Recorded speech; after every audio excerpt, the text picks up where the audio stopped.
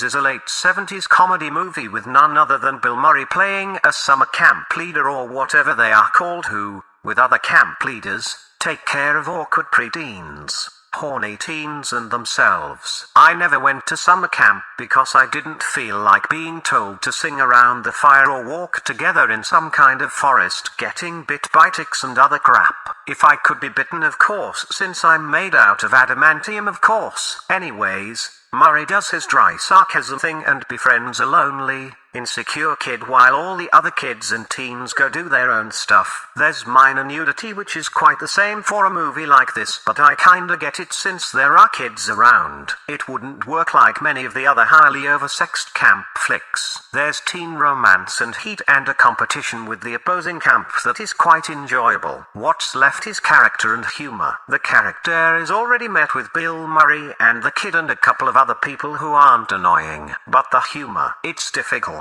Especially since humor is a personal thing. Meatballs is overall considered to be a funny movie. I smiled a couple of times, but a true comedy is something I wouldn't call this. And maybe that's for the best since comedy is hit or miss. Overall, Meatballs is an enjoyable flick that balances on being a comedy, a sleaze flick, a family story and a feel-good film. It's similar to the vibe of Ghostbusters, which is no surprise since it was created by Ivan Reitman as well. Meatballs is a nice flick, if only there were movies like this, right? Well, they made 3 more, kinda. Smash that. Meatballs 2 is the sequel to the highly successful Ivan Reitman film. Reitman is out this time, as well as Bill Murray. It's not even the same camp and doesn't have any of the actors. In fact, this movie wasn't supposed to be a meatball film at all. They just decided to change the name of another script called Just Call Me Meathead ''. You see, some bright light decided to make a script where an alien that looks like a snowman made of dung visits a summer camp and befriends some kids. That alien is called Meathead. Meatballs. That works, right? People will immediately say, hey, you know what was lacking in the first Meatballs? Aliens. Aliens that look like shit. And thus it happened. Meathead luckily isn't in this movie a whole lot. The rest of the flick is the stupid camp leaders doing their thing and fighting, like the first movie, against an opposing camp. The camp, being more of an army theme, has their kids dress up and act like soldiers, which works perfectly with an alien landing. Too bad they don't know about this for most of the movie and only realize it near the end in an awful bunch of basketball scenes. Needless to say, this is a shit movie. It's not funny, not sexy. It's a lousy sequel that, on top of that, is lazy and should have just been a standalone film as it was intended to be in the first place. Maybe it would have been better as such, since some things here are so contrived they get pushed down even more by being associated with a superior movie. Meatballs 2 in that original form still has its flaws, and there's a whole lot wrong here, especially the alien. But again, Meatballs, number balls, yes. Drop that.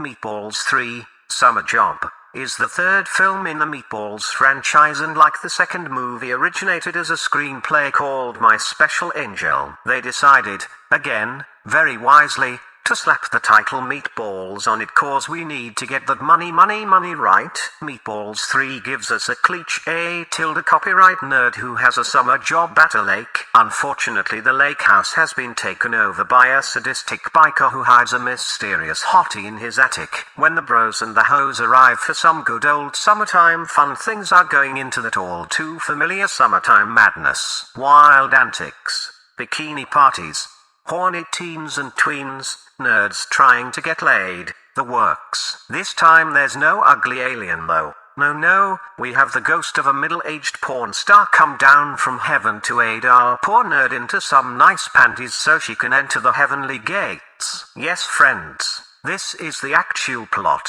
I am not making this up. Sally Kellerman, who who during filming was already 50, still looks great for that age, but I personally think that making her a bit younger and sexier would have helped this movie. Kinda like the women from both Weird Science iterations, you know. Having a bit more tits and ass would definitely make the mediocre and often juvenile comedy in this film more palatable. Funny enough though, this film isn't all that bad. It's just one of those that could have been a lot better, more sexy, better gags and a younger ghostly porn star with all the right stuff. Maybe one day when all this woke puritanical nonsense is past us, they'll remake it just like that. Hell, maybe Robotron should remake it. Audition spots are open on my lovely black couch. Check that.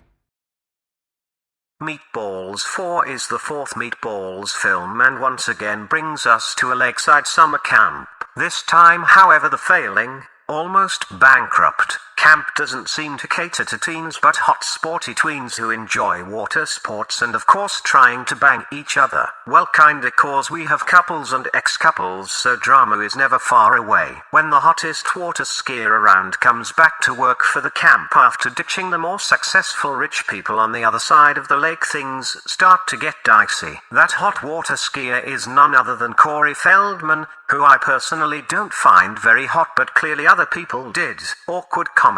I know. Release the list, Corey. Release the list. Anyways, the failing camp starts to battle the rich camp in a water sports tournament for very high stakes. Will the tweens succeed? Will the loser of the bunch disappoint everyone? Will the two nerds poke the boobs of the bikini babe after they show the scoreboards?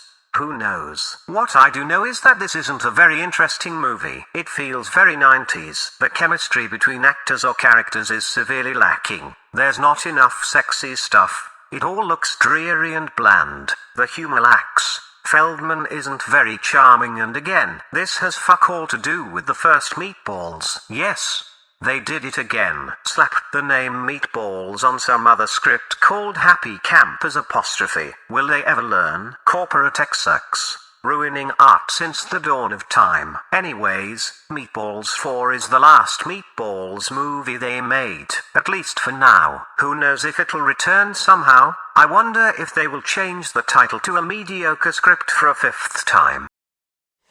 Drop that. Häxan is a 1922 Swedish silent hybrid documentary and movie showing us the history of witchcraft, demonology, and Satanism. It uses a lot of beautiful historic artworks and etches about the subject to teach the viewer something they might not know and adds to that acted segments showing the witches' mass, torture and other delightfully related subjects. The Witch's Hammer, also known as the Malleus Maleficarum, gives a lot of its contents free in this. Häxan is a haunting film, and not only thanks to the dark dream-like music that runs across it. It's filmed mostly like a vignette with stark lighting and pretty effective costumes, turning actors into all kinds of demons and even Satan himself, as portrayed by the director Benjamin Christensen. Even for the lack of special effects and prosthetics, it's surprising how unsettling some of the imagery can be in this film. Some of the scenes that portray the old ugly witch eating, for example, or the nun going mad due to hysteria, were quite disturbing in a way. Don't get me wrong, I didn't lose any sleep or had any heart palpitations because of it, but it was more scary than 80% of the so-called scary movies that are pumped out every year. Häxan is a very atmospheric and well-done movie, way ahead of its time with a super interesting subject matter. It even has a cameo of Pazuzu, you know, the demon that possessed Regan in the Exorcist movies. Same sculpture, same demon, only half a century earlier. Good stuff. Go watch it, especially if you love the subject matter. Smash that. The Unbearable Weight of Massive Talent was a movie I was very much looking forward to. The marketing posters showed us Nicolas Cage dressed up like Arnie from the Terminator, and it had my imagination go wild. The real movie, however, is less amazing. We get Nicolas Cage being kind of in the dumps for not being allowed to star in a certain movie, being asked to go to a guy's birthday party. This guy, however, played by Pedro Only I Can Tweet About Nazis Pascal, besides a big Cage fan, appears to be connected to some major criminal activities. Arriving at his lush private island, Cage is immediately pushed into a secret mission to save the kidnapped daughter of a politician. What follows isn't really a mishmash of existing movies that all star Nicolas Cage like I did, but a mediocre spy action film that puts Cage in the skin of himself, trying to be a spy and pretty much failing at it for most of the time. This is one of those movies that is an act to be themselves minus the arty stuff. Being John Malkovich was weird as fuck. Unbearable weight just as Cage, who acts less weird in this movie than most of his others. Having Pedro I push my colleagues under the bus Pascal, and it doesn't help either. He's just Pedro Pascal being Pedro Pascal like in most of the films he's in. It would have been a lot better if his role was taken up by someone no one knew, which in turn would have helped sell the story more. Now it's just Nicolas Cage visiting a guy who pretends to be a cartel boss who looks like Pedro. My only good role was where my head was crushed within 10 minutes Pascal, and it's all just a missed opportunity, especially with movies like Mandy, Color Out of Space, Pig, Willy's Wonderland and Prisoners of the Ghostland in recent memory. Not weird and fucked up enough. And that's for a movie with Nicolas I invented overacting Cage. Bummer. Check that. Windfall is one of those Netflix movies that pass under everyone's radar because Netflix churns out a lot of stuff and puts it on their platform without giving it any marketing. In Windfall, a disgruntled angry guy robs the vacation home of a billionaire, when he suddenly appears though with his wife, capturing the thief in action. It turns into a hostage situation. Lots of talk ensues about being rich, morality, marriage and other stuff, and it works, for the most part. The whole film is acted by 3 actors, but the show is stolen mostly by one, Jesse Plemons, who fans of Breaking Bad will definitely recognize. The thief, played by Jason Segel, isn't on par with his acting chops, making this movie feel more like an Office-like comedy. Lily Collins as the wife is fine, and she is also nice to look at. Forms a nice dynamic with Plemons, allowing the viewer for some speculation on whose side she is on and what plan they are concocting. Ultimately, the movie falls a little bit short as the events that are happening aren't up to snuff to the premise and the imagination of the viewer. Once again, a script that doesn't go far enough with the possibilities. It's a difficult balance to achieve, but I expect a little bit more. Not a bad little film if you're bored during a hot summer's eve, but it won't stick in your memory or feels for long. Check that. Ultrasound is one of those mindfuck films, so I won't be able to say too much about it. A man, played by Vincent Carthiese, who you might remember from his character in the show Mad Men, has his car break down on a rainy night. He gets help from a couple living nearby, but things start to get strange really fast. What follows is a trip, both literally as well as figuratively, on the thresholds of reality and fiction. Ultrasound caught my attention with the amazingly retro poster reminding me of science fiction greats from the 60s and 70s. This film is science fiction, but don't expect space or aliens or any of that. It's one of those movies that has you searching for what is going on till the end and will give you some flashbacks to other movies that did similar things. I can't name the movie I'm thinking of since I'm afraid to spoil it for you, but maybe you'll see it too. Feel free to comment when you have it, cause this is how channels grow, you know. Or so I've been told. Anywho, Ultrasound is a great little film that does a whole lot with little. The acting is superb. The suspense is cutting. Fans of the recent series called Severance will surely enjoy the vibe going on in this film / no worries. That's not a spoiler at all. Go check this out, especially if you like weird psychological mind trip flicks. Check that. All My Friends Hate Me is a dark comedy about a guy who has a birthday party with all of his old college friends in some grand English castle. Driving over there, he is semi-assaulted by a weird bum who was sleeping in an abandoned car. Finally arriving at the castle, he discovers that he is completely alone. And things do not stop there. All My Friends Hate Me is a film that uses one concept and wraps a story around it. This concept, paranoia, and as someone who deals with this constantly, it does it quite well. The main character experiences certain things that raises a couple of red flags, and as any normal paranoid investigator, he sets out to find the truth, weaving a web of possibilities in his mind. And it makes sense. It all makes sense. What doesn't make sense is the why. Why does this happen to him? Why do his so-called friends act like this? What did he do? And thus a new search for the whys and what ensues. Until, in the end, the truth is revealed. All My Friends Hate Me uses this concept quite well. Unfortunately,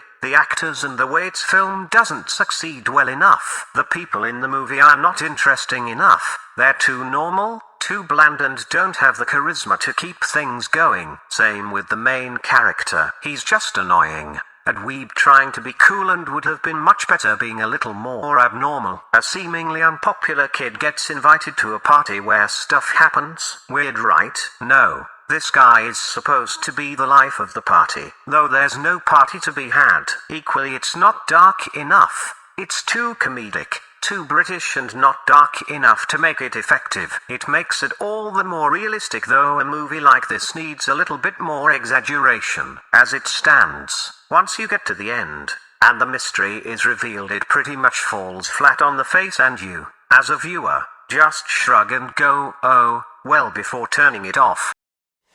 Check that. Madame X, an absolute ruler, is a late 70s German feminist art film from and with Tabea Blumenschen. Madame X, a pirate queen in the Chinese seas, assembles a crew of women in order to free them from their mundane lives. Swashbuckling women, you say? Count me in. I can already see them swing their swords and go from deck to deck, shooting and stabbing the shit out of other, pillaging, raping, and getting that good old booty. Too bad this is a feminist movie to the T, and one of the more excruciating films I've seen in a long time. It's arty-farty and could very well have been the thesis of some female art student who thinks she has something to say. Everything looks cheap and homemade. There's dramatic acting with equally dramatic music, because of course that means there's meaning to it all. There's little to no special effects, especially when women start stabbing other people, leaving not a trace of damage or blood or any of the normal stuff you would have when you stab stuff. There's one scene where the girls are eating,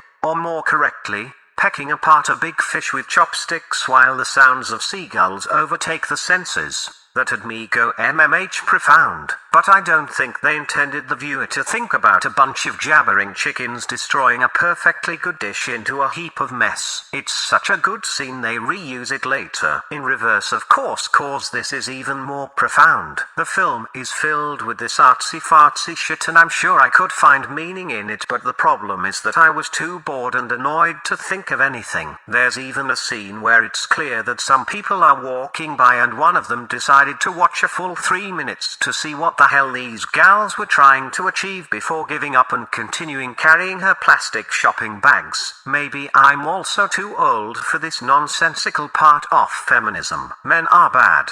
Death to the patriarchy. Goddess divine bullshit. I would much rather have seen a good pirate movie with chicks kicking ass, using their female wiles to get what they want and pillage the seas and shores. Now that gives us a message and entertainment. This one gives neither. Not even the female empowerment bare breasts are interesting in this. Steer clear, mateys. Darby ugly sirens ahead. Yeah. Drop that.